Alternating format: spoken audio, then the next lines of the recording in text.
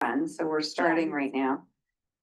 Um, it is being recorded, but I want to explain just for transparency what we're doing right now. I know that I think one or two people might be joining online. So this is what we're going to try and do for committee meetings. So this is the Owly camera. We are naming it Hoot. It actually does hoot when it comes on and you can see the eyes that are on. And then it projects a panorama view, so it sees everybody who's in the room on top, so it'll see like any members of the public on top and all of us. Whenever anybody speaks, it'll zoom in naturally on the person who's speaking, so that you get like the panorama view, but that you get a close-up of the person who's speaking. We do have an external mic that seems to be picking up the sound okay. And then also, just for transparency's sake, we still don't have anybody to do transcription or minutes. So we are going to record the meeting also, in addition to Zoom, on Otter AI, and we're gonna play with AI to just see if that works for us. Okay, so, And for a while, I think we'll take attendance, so these devices know who's here and then maybe can connect. That's how, I forgot when we use that word for AI for minutes, I can ask my admin, but every time you start, each person has to go around and say their name, Yeah. so it knows. Yeah. it recognizes each different So that's voice. what I figured we could do just in case. Yeah. We start with the pledge of allegiance. Pledge of allegiance to the flag of the United States of America and to the republic for which it stands, one nation, under God, indivisible, with liberty and justice for. I like to take attendance. We can start with Christine. Do you want me to go with my full name? Yeah. Okay, Christine Cowan, Lucy Petrello, Bob Moore. Sydney Leggett, Lindsay Dahlheimer. Jamie Rohrback. No board members online. nobody online yet. Okay. I think Maura was gonna join online, but I don't see her yet. Is there any public comment online? Nope, nobody's here. I have a motion to approve the agenda. So moved, Lindsay. Second, Lucy. Any comments? On favor? Excuse me, Aye. aye. A motion to approve the minutes of August 20th. Motion to approve, Lindsay. Second, Lucy. All in favor? Aye. On item 5, we have review policies. The first is the use of private technology, and we've added It's basic. I'm gonna just recommend one strike through based on the fact that the high school is no longer allowing cell phones. So for all the other schools, they've not had cell phones during class, but if you go to under use of privately owned technological devices, the first sentence reads, privately owned technological devices may not be used during instructional time. And then my recommendation is just to put a period there and do a strike through the rest of that paragraph. 5130. That's 5130, where'd you stop it after? just after instructional time. Because right now what's happening is across all grade levels, every school, no students whatsoever are using it during instructional time. The high school is allowing it during X block, passing time, and lunch. But not during any instructional time. So I think if we just put a period there and strike through the rest of that paragraph, I think that's the only update that we need. There was a paragraph on the back. Bold, is that new? Students are advised the board's network administrator has the capability of identifying users. Okay. I see that. I don't know if that was new, if Meg put that in or not.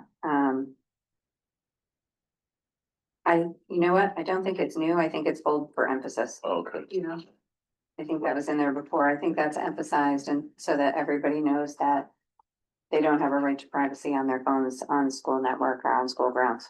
I couldn't check because there weren't any changes to this, so I didn't know if there were not. Anybody have any problem with that? I mean, the definition of private technology devices is kind of broad too, I mean, Yeah. which is good, we need to Yeah. cover all that. There's problems with iPads and tablets and this and this and this and every other. Watches, Uh, we might want to put watches. But they can have a CD Oh, and player. watches are in there. It doesn't, it's part of personal devices, which I did find comical. Mhm. They're probably listening on their earphones to music. Does that exclude Should we just, I don't know, I think personal audio players include CD players, right? yeah, You could take CD players out. It's a personal audio player. personal audio players? I mean, I give props to any kid who's, Huh? I give props to any kid who's bringing CDs with them, and Yeah, I feel like somebody would say, what is that? I know, that's what my kids would say. if you wanna cross off CD players, We're taking off CD players. yeah, It'd be good to put on the schedule for like January, February, just to revise and see how the cell phone policy is working at the schools mid-year. Yeah, I did want to bring this up because I think this is probably a really good first step.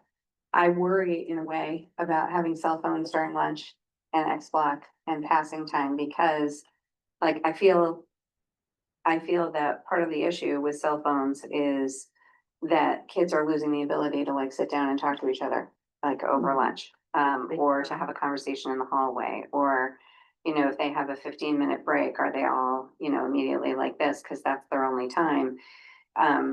Just a brief story is that when cell phones were first in schools, so we're talking like when I was first a principal, I think 2011 or something like that. I actually made a policy stating that kids could have their phones during class time with teacher permission, but they could never use them at lunch or recess. And it was because of that, like losing the ability to have that kind of human interaction. So that might be too far for us to go immediately.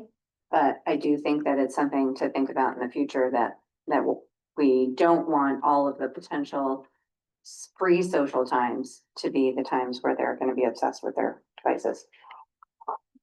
I think the majority of the districts that went cold turkey last year, you know, it was rough for a couple weeks and now it's like second nature, and some districts have done, we'll redo, it's, you know, we're allowing that time in between and flex, and then you have districts just south that are only allowing them to have it for lunchtime. They can't use it for study hall flex or hallways.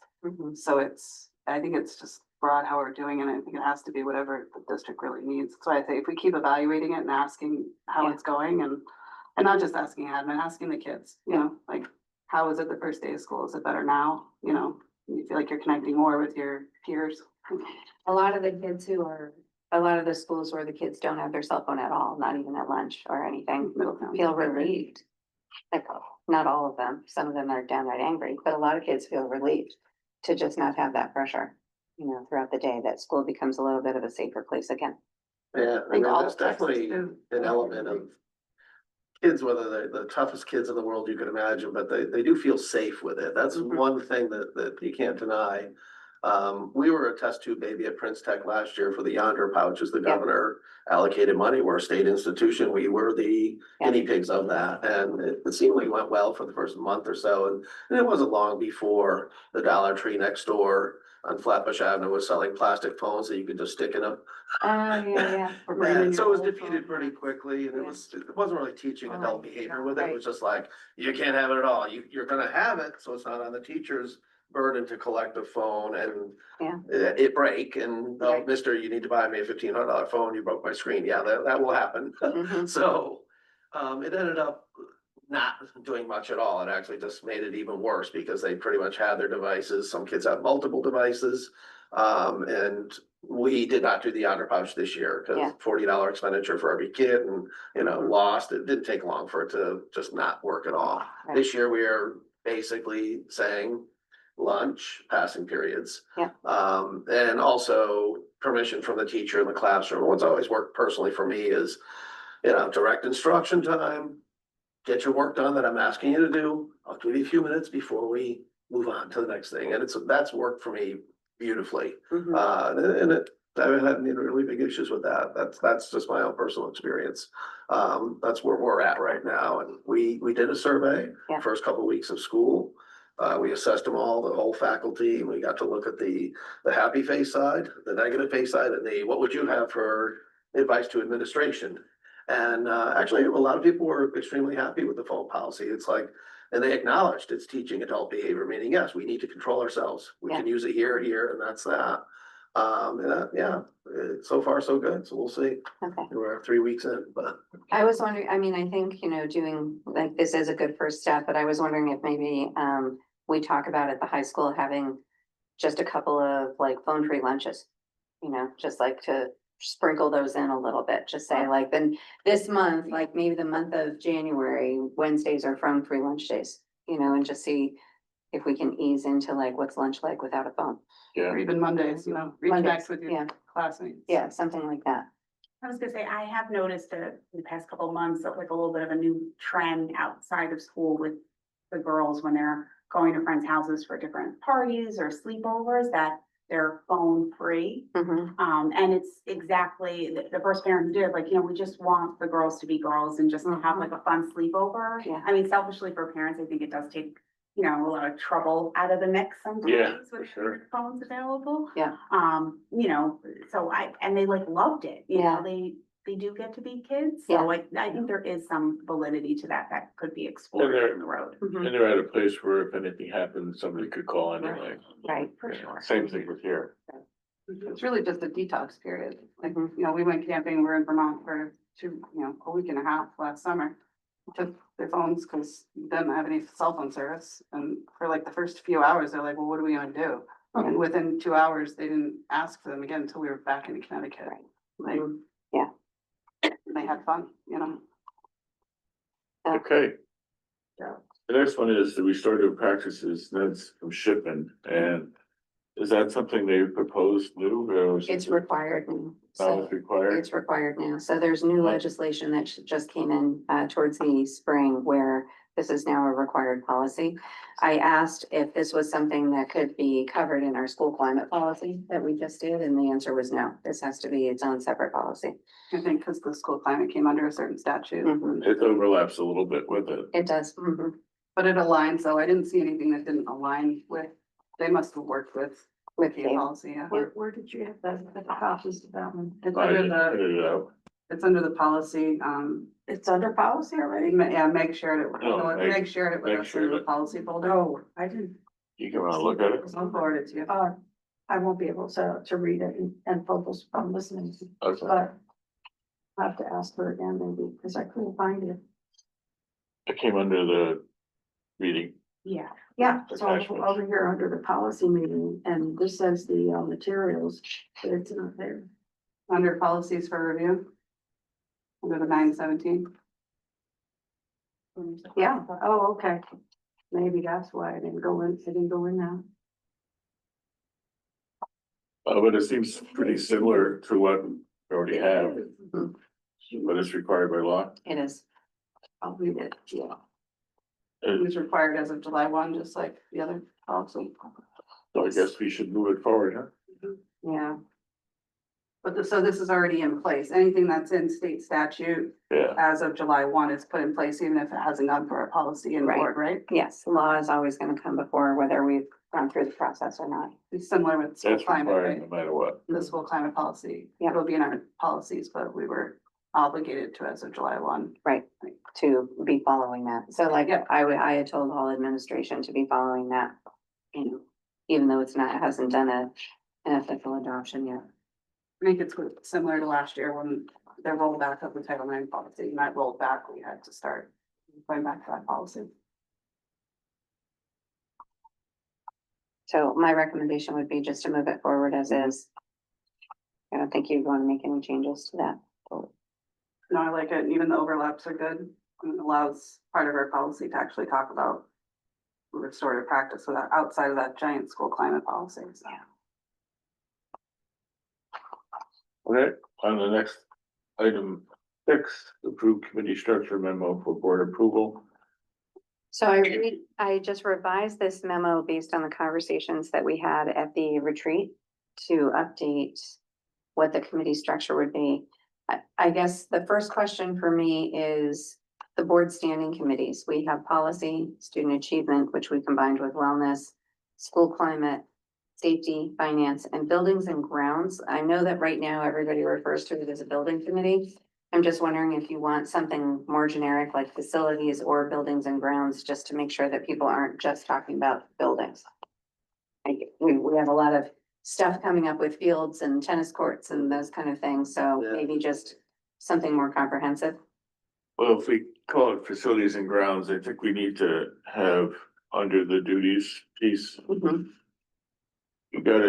have to indicate that during school construction, the building committee has the authority to approve plans and specifications, contracts. Facilities, that Huh? are state, under facilities that are state grant based. Yeah. Yeah.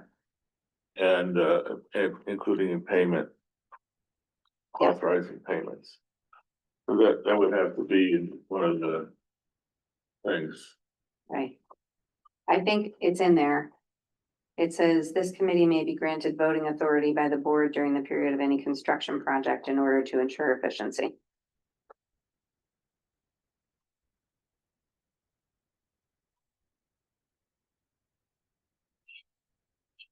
Okay, And then I think maybe we just don't change it to facilities, but maybe just add the and grounds, building and Yeah. grounds committee. Yeah. And if people still call it the building committee, that's not gonna matter, but No. like officially, probably building and grounds.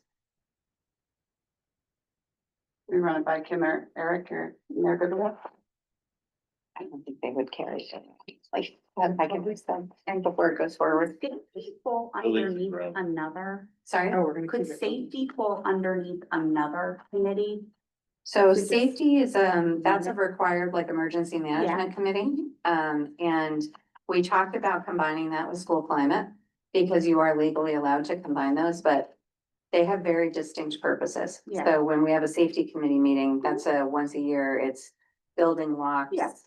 Fire, emergency, mental health, nurses, all those kind of things. And then school climate is really, bullying, harassment, positive Yeah, I actually culture. thought safety more under buildings and grounds. Oh, You okay. know, because of like, you know, you're going through floor plans and like evacuation plans and drills and. And if it's like one time a year, I don't know, I was just trying to limit the number of committees. I was looking at a lot of our surrounding school districts to Yeah. see what they do. Yeah. And it does seem like we have quite a few committees, like most seem to have like 3. They Um, probably have more than that, but they don't call them standing committees. Maybe, Right. I don't know, I was, you know, on each Yeah. different board of Because- education website. These are all required by law. Yeah, Like, so they must have these someplace. Because we have to have a policy committee, student achievement, school climate, safeties once a year. You have to have finance to go through the budget process. And then you have to have buildings and grounds. So I Or they're don't, just not running them as public, maybe, correct meetings. maybe. Yeah. But we, like, I don't think we have anything more than any other school. Okay. Because believe me, I would worry about that too. Since I go to all these. Well, I know, that's why I was like, oh, you know, it just, Yeah. you know, makes it more productive and Mhm. whatnot. If you are allowed to combine them, does it make sense, Yep. you know? I'm wondering, you know, is it possible to make the building committee and the building and grounds committee one committee, but it's separated in agendas, I Like think, they meet I back think to it's back? one committee. right? I don't Because think we need I anything don't different. think you're gonna get as many people that are that connected and that knowledgeable of building and grounds that aren't already with the building committee. It's all, But I it's all do- the same. Yeah, Yeah. but I do think the building committee, those meetings definitely should be separated out to what is like state grant building committee Mhm. duties, and then either a separate agenda or a separate section of the agenda that then talks about facilities. Because we do bounce around Yeah. based on the authority of the building committee. Yeah, I mean, I think when we're going through Memorial School, then we probably should come out of that agenda and then into an agenda for facilities or grounds, Mhm. But if you want to keep two separate building committees, but keep it the same people. people, then you just do back-to-back meetings and never have them separately, but then you're running 2 hours worth of meetings. Yeah. I don't think, and then you need 2 postings and then I think it can all be one meeting. I don't see any reason for it not to be one meeting. Yeah, I would just put them together, because I just think it's a lot to ask of Eric to be at 2 separate meetings. Yeah, and I agree. Especially in the next 2 years. the attachment is stuff that we went over at the retreat plus comments Sydney put in there. I think they all look great. Yeah, they look Huh? amazing. I think they look great. Any questions or comments? Now, do you wanna adopt this as a policy? I don't think you should adopt this as a policy. I think this should just sort of, you approve this. Yeah, And you would probably just move it to the next meeting to just approve as like a structure, just for transparency. But then it affects the other policies, right? So like we would just need to, I put policy the other ones. 9130 in here. We would just have to update that policy. And anything else that would be, just to list the committees, The standing committee. huh? just to list the standing committees. So we take out human resources. We just have policy, student achievement, Yeah, building committee, because we wouldn't be calling that facilities, correct? Building and grounds. I Building think grounds, building and grounds is, safety, school climate and finance. yep, Just a question on student achievement. It says, 4 meetings a year. Mhm. If we find that that's not enough, I mean, we could always have a special meeting, but we could possibly change that later if we find we might want to meet more often. The idea Depending on behind what's that going on. though is that we wanted to have, so the administration will meet every month for student achievement. But those are the 4 meetings that are actually the board involved meetings where we go over the specific things in terms of review of student data, course approval, curriculum approval. And there's one more thing, well, like a lot of the curriculum work that we'll be doing. But we wanted it to be kind of hybrid so that during the months in between, the administrators who are on that committee or teacher representatives or whoever it is can go into detail about student data and those kind of things, to have the opportunity to meet, to prepare for what gets presented at the next meeting, to do sort of the follow the marching orders from the meeting before, and then be ready for the next board meeting. Does it indicate under student achievement in that structure, voting members versus non? I don't think anybody votes in student achievement, do they? I don't know if we approve textbooks Have you? for student achievement. I don't think we approve, I think, vote. I think we just make a recommendation to. To move it to the board. To the move full it to the board, board, yeah. and we kind of just get a Curriculum. consensus. I don't Textbooks. think we ever- yeah. So that should be stated in the policy that these are advisory. Yeah. They're non-voting advisory committees. The only one that votes is building, yeah, and that's because the board granted special authority because of the project. But everything That's good. else. Yeah, and everything else, So it's a Is majority recommend- consensus, like a majority consensus, because what if you have, so student achievement, if you have director of learning, accountability, curriculum, teacher, and you have a textbook you want to move forward, but you have a community member, parent, and a student that don't agree with moving that forward to the board, then what do you do? Is that a consensus of, we would probably have to try and reach consensus and then, and until we did that, move something to the board, or we would probably get to the point where the administration would bring it to the board and the board would have to make a final decision, like the Bring it board to would the be an board. arbiter at that point, yeah, basically. bring it to the board, there's just no consensus on this, Right. and we need to have a full vote.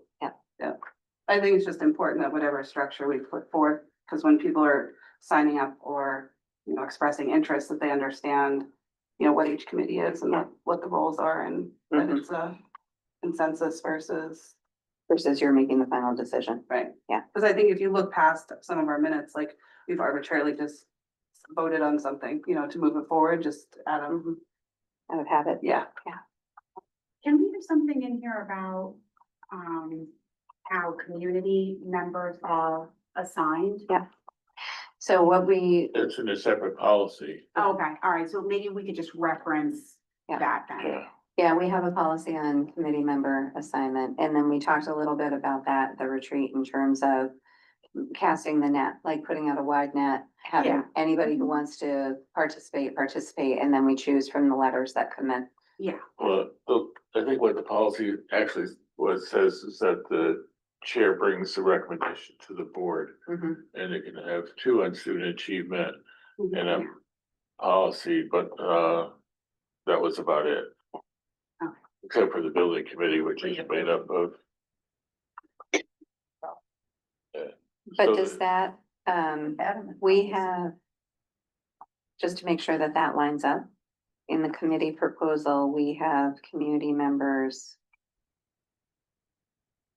on every committee except policy, because we bring people in depending on what policies are gonna be discussed, but we have community member on student achievement, school climate.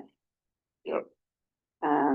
We don't on safety because that's all confidential information. Finance, we do, and that's by charter, right? Yeah, but And then So that's Building where and it says grounds. building and grounds, but it's building. That's where, like, I'm not sure how we're appointing the building committee is different than the building and grounds one. there's one committee, just building and grounds, that's it. And they can do everything. But we're gonna appoint to that based on the same structure. I would think so. Okay. Unless you think that that wouldn't work. I mean, first of Well, it all, makes sense because you said with relevant experience, because that's what I'm saying, most of those that we've brought onto building have to do with our engineers and. right, And that's kind of where I was going, was like, okay, well, like making sure, like, well, what is relevant experience? That could be very subjective, you know, because. And and then in some degree, I could see wanting to get some parent input, like.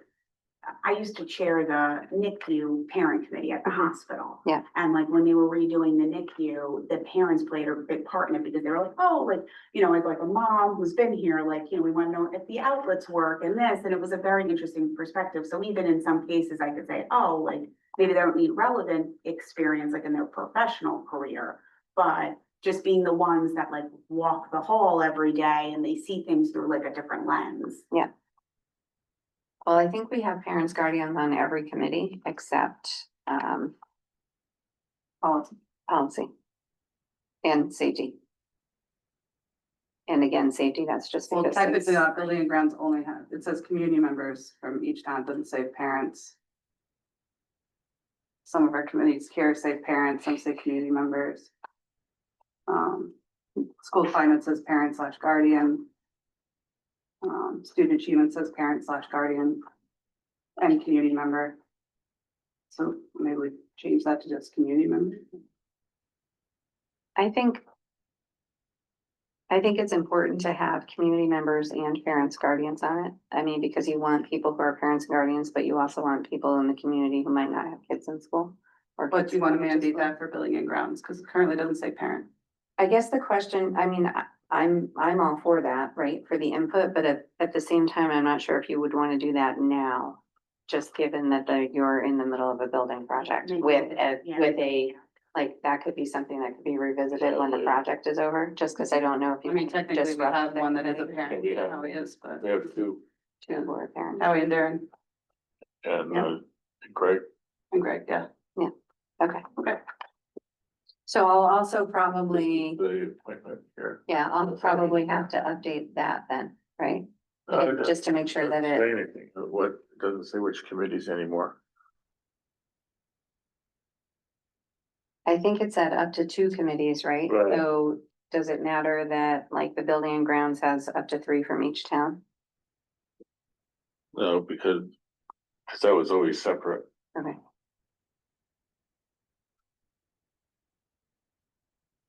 Every other one has like probably spots for 2 and finance is up to 2 because that's charter. I don't know if you want to change the committee policy for community members to be up to 3. Now, where you say a committee chair and the board members up to 3, the committee chair and one of the board members could be the same. Is that correct? It's not an additional person. No, so one of the, you should probably never have more than 4 board members on Right, any because of that. committee. But one of, Because it'd become a full committee meeting in it. Right. right, so the committee chair is obviously one of those 4 board members. Yeah. Yeah, We probably need to make some changes in here. what's that policy number, the community member on committees, just so I can. make sure. 9110.1. 9110. Okay. I'll update that one just to make sure that it aligns. Yeah, cause it, Says no more than two, where you ought to put except the building committee. And climate. Okay.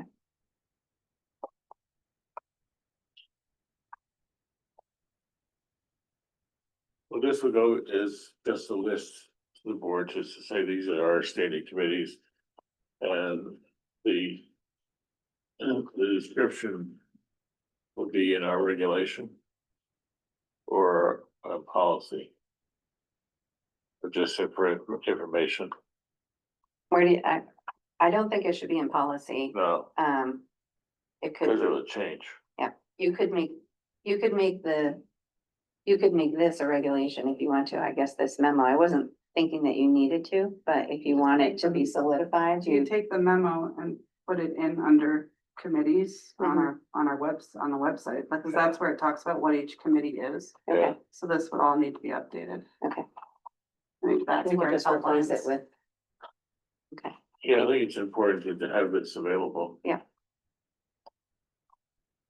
so basically what we would do is the board would approve it at the meeting. And then we would take out sort of the memo Yeah. structure and put all of the text Under under committees. committees.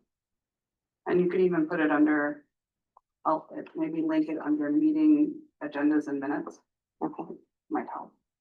Because when you get down, it's always pretty confusing, and Doug had changed how this worked, and it might be just how the website works, but it says Board of Education at the top, then it goes through all the calendar years for our regular meetings, then you have to scroll all the way down to get to the committee meetings. okay. So I don't know if there's a way at the top for IT to look at regular board meeting or board meetings versus committee meetings, so you can click there and then have it populate up, because if not, people go through here and they're like, I don't see where policy committee is.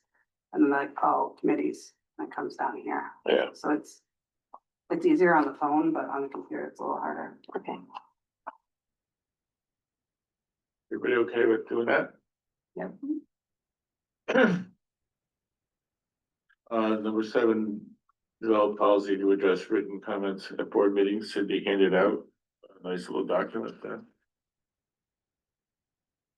I think that basically covers what we used to do, Christine. Pretty closely.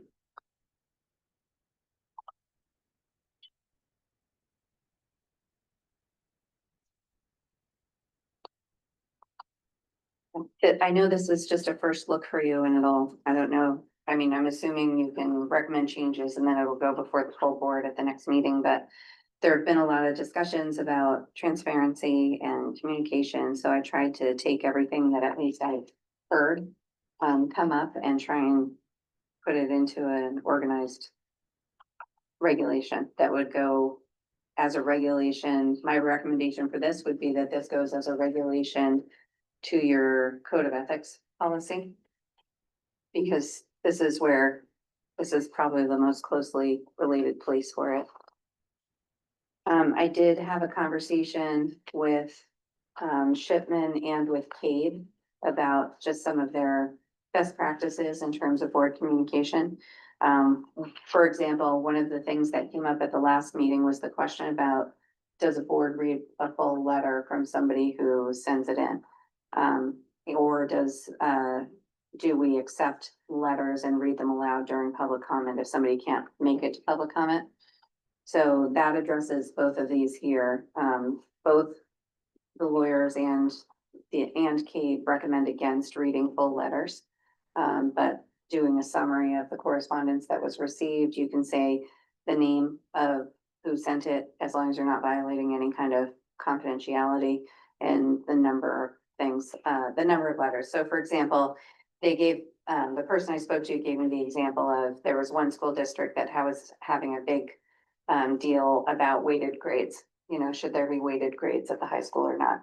And so they received, you know, at their board meeting, they would say, we received 18 emails from a variety of parents about weighted grades, and, you know, 12 were in favor and 6 were opposed, something like that, just giving some kind of a general summary. The other thing that we talked about was what Linda was saying, and I did talk to her about this, and I'm pointing as if she's here. but Yeah. I think she's not here. But she was talking about, and I do understand the concern of people who might be working second shift, or they have trouble with childcare, or they just can't get to the meeting.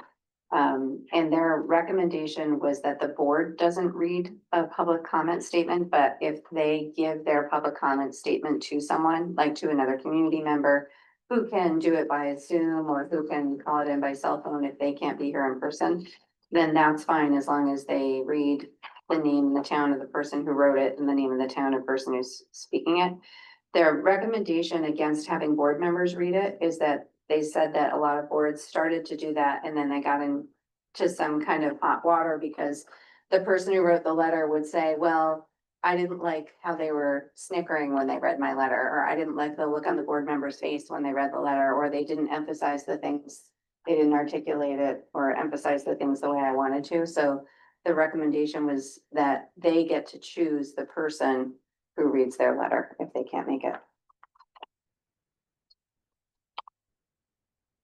And cities also recommended that it go in there, our policy 9271, which is our ethics, and added paragraphs in there.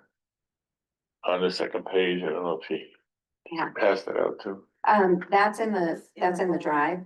Yeah. So I guess there's two routes that you can take, is like, we can attach this as a regulation, once you're okay with it, and approve it as a regulation next to code of ethics, so that there's just a whole thing for communication. Or you can like start adding things into the code of ethics.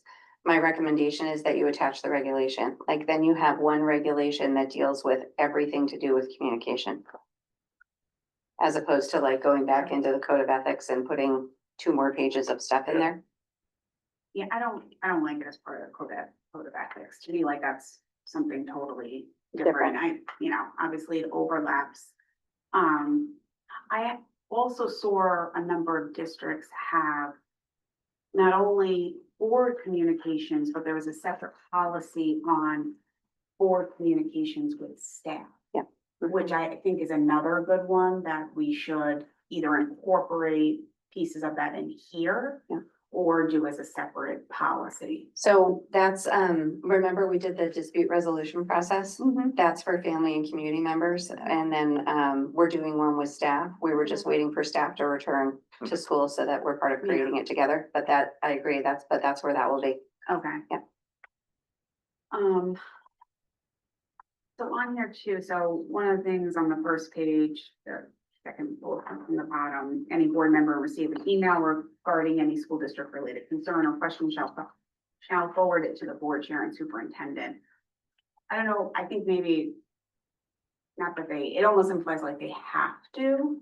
Right. And I don't know if I necessarily agree with that, just because there could be issues where someone, someone sent me an email, just me, and it was just curriculum type questions that the individual had, and I said, is it okay if I forward this, and she actually never got back to me, because I just didn't, I was like, you should do this and whatnot, and and then sometimes people are like, well, I don't want to share it with X, but you can send it to Y.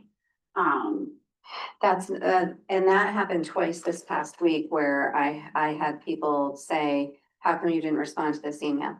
And I never got them. So people have sent emails to 2 or 3 members of the board. And then I didn't get it, Bob didn't get it, and so then people think that we're not responding, which isn't the case, it's just that we didn't get it. Because I think we've been really good about responding to absolutely everything that we get. But there has to be some kind of mechanism, and maybe it's different wording in here, but there has to be mechanism where everybody understands that if somebody's writing to something about a board issue, like they might be asking you a question about curriculum. And if you can't answer it, you redirect them, Yeah. right? But if the last letters that we got were complaints saying, how come the board hasn't addressed this? Why doesn't the board do this? I want a response from the board, and we never got those. So there has to be a, yes, you are required to forward it because the full board has a right to know when somebody's addressing the full board. Well, I guess my point though is they're not addressing the full board. Right. So and that can go both ways. So at your point of I don't think then someone could hold you accountable for saying, hey, you didn't answer me. Well, you didn't send them the email, so they can't possibly hold you to that. But I think in some cases, there are people who just are like, I'm not comfortable talking to the whole board, but I wanna raise these concerns with you because I feel like you listen. Mhm. Um, That's why But then it goes to you the can't- superintendent and the board chair. Right, but you can't but if answer. the board chair is part of the problem, that's what I'm saying. I just don't want to repeat history. Yeah. So But I the, don't think, and I think that ultimately you're the one that's always gonna respond.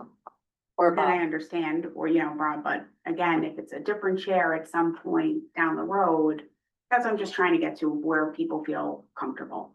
and yeah, and I do think that is the goal that we all want. The issue is that board members can't act alone, board members can't answer for the board individually. Yeah. Right? So like if somebody emails 2 or 3 members of the board and those 2 or 3 board members respond, they don't have the right to respond on Yeah. behalf of the board, whereas somebody might interpret that as a board response and it isn't. Like, so there has to be some fidelity with the entire board being able to either deliberate something if it gets to that point, or the spokesperson, who is the chair, or the superintendent can respond and decide if it's something that the whole board discusses.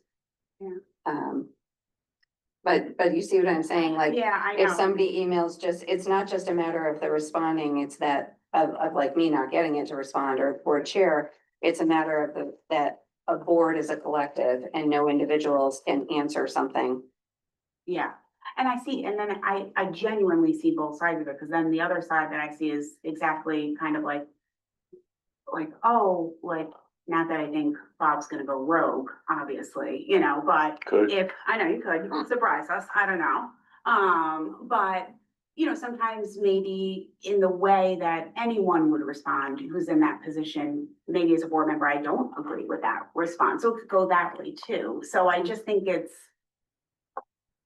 I guess, how do you find that happy medium? I don't have an answer, it's just a rhetorical question. And there has to be, whether you agree or you don't agree, I think that you have to always act as a collective. You always have to act as a full board.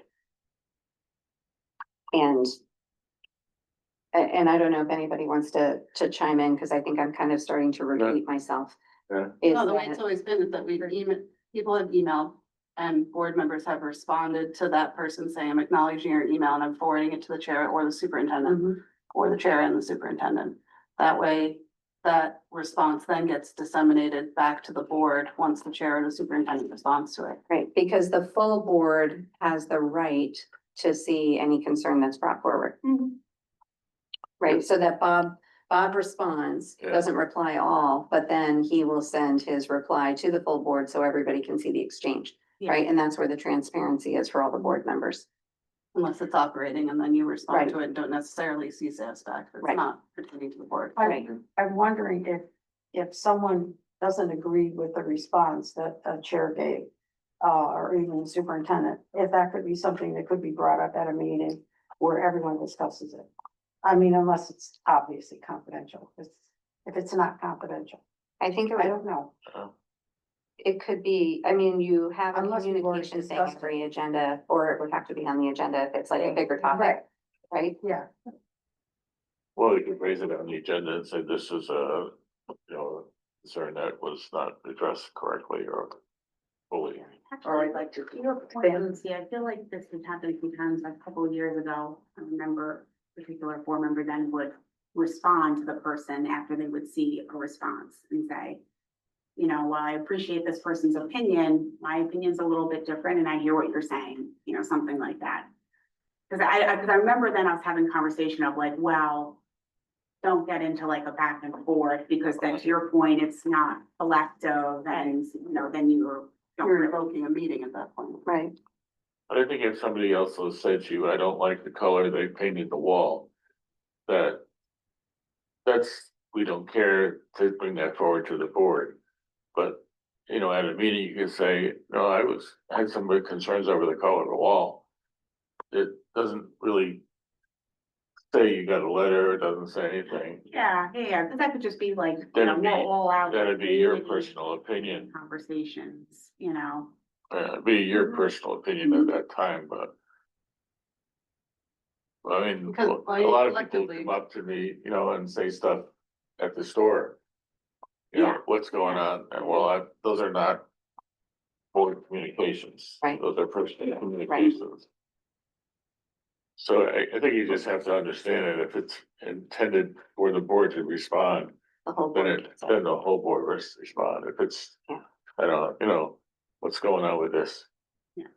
And that's part of the whole point is that the role, and this gets, shifted sometimes, the role of the Board of Education is elected to represent the district, not to represent individuals Right. within the community. So if you're receiving emails from one member and that's not getting to the full board, which represents the district, then you have communications on your own with a member of the community. Right. So that's why I think that is in place, so that it goes to Bob or you to disseminate who then receives that back based on whether it's board business or if it's operating within the district.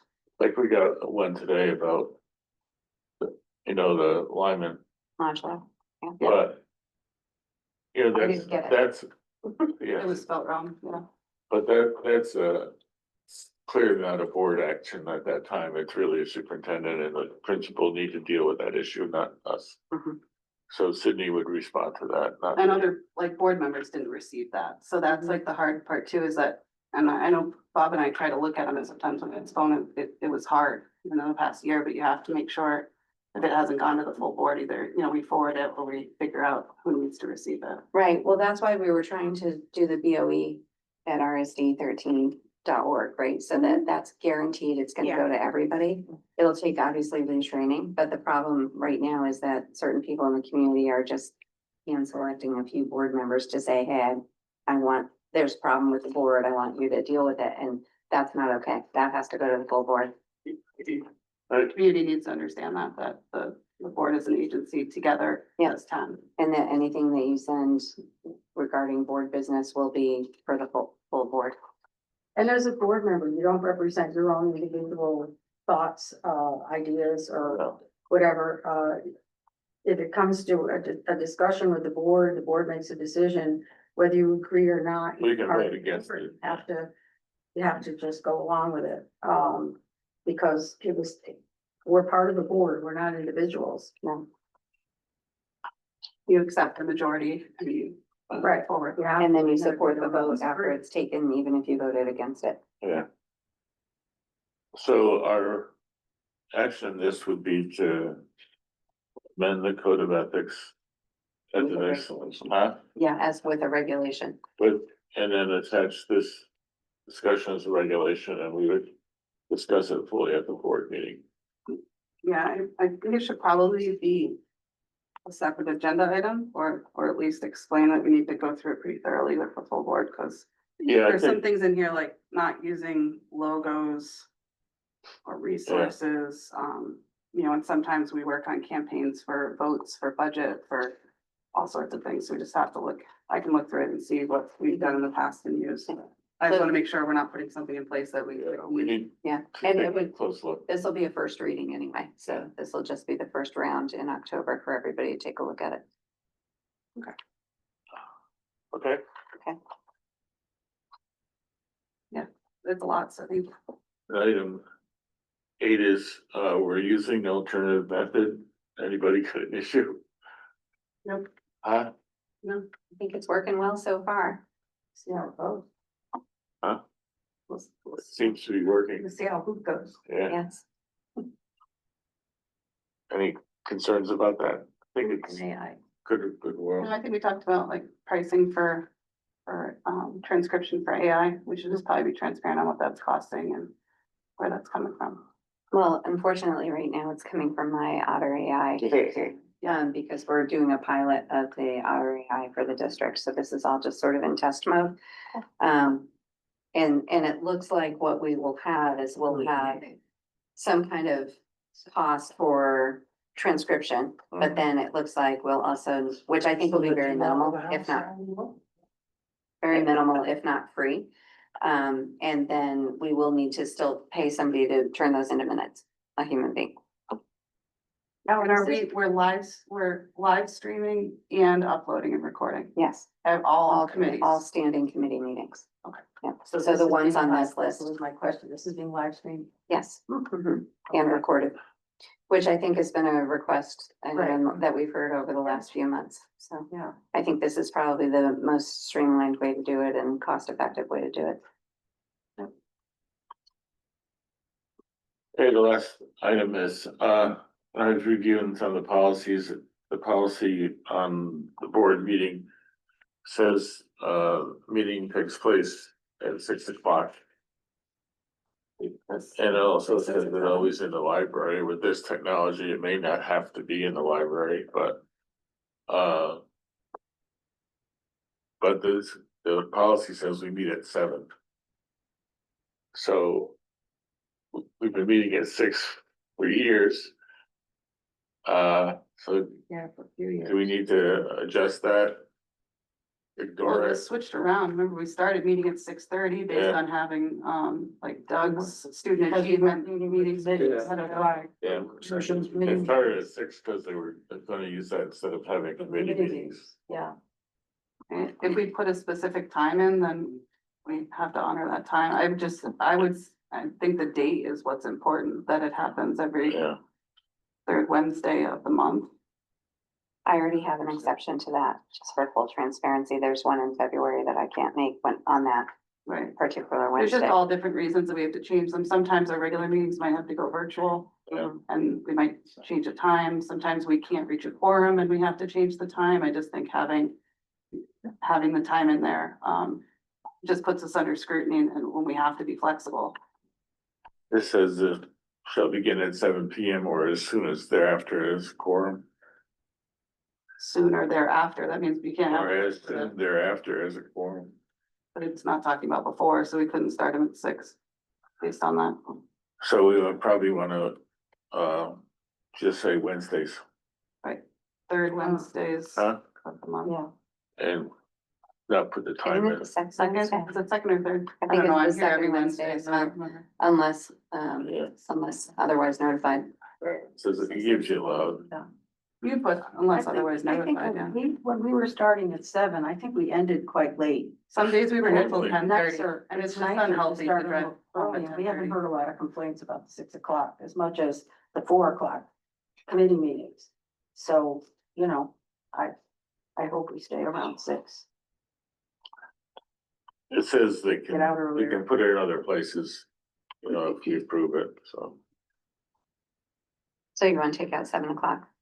I think Yeah. it's better to take it out rather than try to think so. adjust it. Yeah, or I think you could just do something like after, sooner or thereafter, Six. 4 o'clock or Yeah, something like yeah. that, so it gives you the flexibility, because I mean, you're never gonna have it during the school day. No. You know, I mean, it would have to always be afterwards, so We should put you it could do in. that so Huh? that. I just don't think it's needed. I don't think a time's needed. Just on us. Pardon? I don't think a time is needed, or you can say No. evening, Yeah, the second evening, the second, Second Wednesday of the month. in the evening. the date is already separate. Normally shall, I would in just the take it second out. of each month of each year. We would probably put it except as, We have 3 minutes, hold on. Does that have a number? 9321. I'd recommend taking it out.